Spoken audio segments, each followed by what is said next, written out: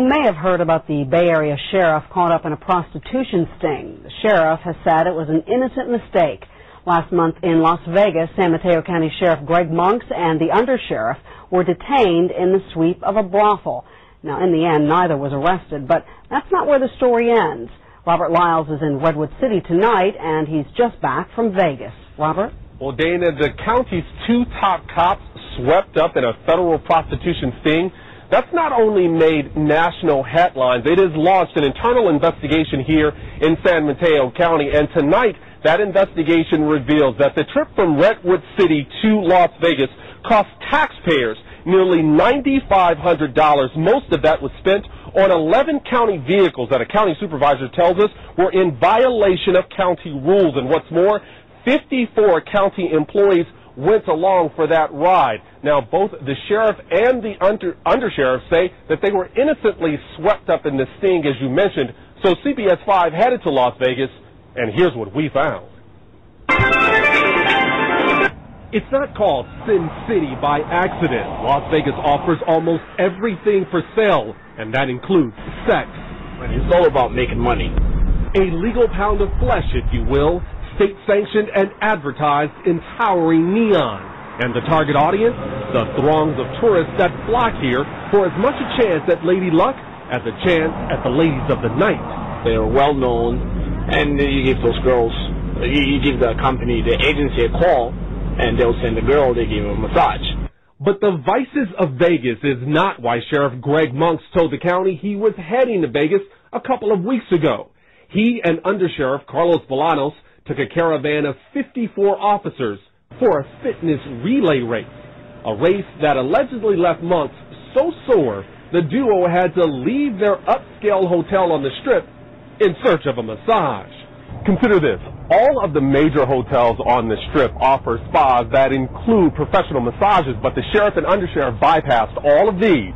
Instead, sources tell us they hired a well-known Las Vegas limousine company outside their hotel. Undersheriff Bolanos admits they told the driver all they wanted was a massage.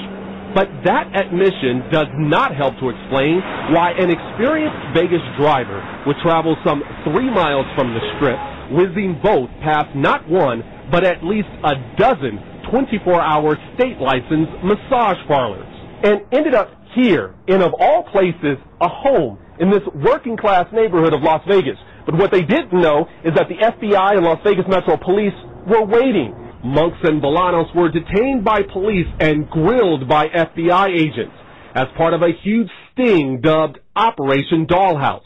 25 undocumented women were busted, accused of prostitution, after agents swept through 8 private homes. It is outrageous, It is outrageous. Outraged because the illegal brothel was next door, so she talked to us on condition of anonymity. Describe what the activity was like. Insane.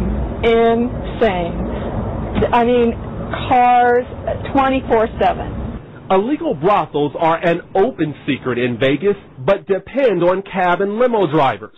So brothel operators advertise to them and even pay drivers kickbacks. You take someone for a massage, you get paid how much? Anywhere from $50, from $40 to up to $100. And who pays you that? The places, the massage parlors. He's choosing his words carefully, but says Vegas visitors don't have to. What would they have had to ask to be taken there? They want to get laid, happy ending, something like that. But get this, a huge sting like Dollhouse is commonly a feather in the hat of local police. Yet after several days in Vegas, Metro Police refused to answer any of our questions. They even set up an interview time, then left us waiting. And while 25 women were arrested, none of the men were put behind bars, or for that matter, even photographed. They were merely detained like the sheriff and undersheriff, both of whom still refuse to answer any of our questions. A lot of this has kind of happened under the radar. No one was aware that the trips were occurring. San Mateo County Supervisor Jerry Hill has been tracking the nearly 10,000 taxpayer dollars spent. But it was not a county-sanctioned race. Correct. It was not a race that benefited any charity that the county supports. That's true. So how then did the sheriff justify the use of that money? Well, that's justification hasn't come.